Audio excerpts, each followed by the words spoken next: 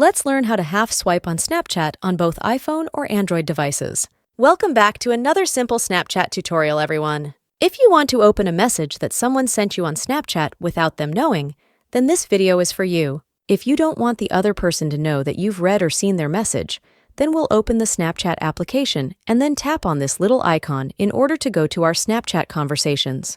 When we're here, in order to half swipe or view a message without leaving a scene, you want to find that specific conversation and then tap on the avatar and at the same time swipe to the right. You don't want to let go and make sure to not go all the way because that will open the whole conversation. So one more time, tap on the avatar and swipe to the right without letting go. You can now read the text message that person sent you on Snapchat and you won't leave a scene. When you read it, you can swipe to the left and you will then exit the conversation.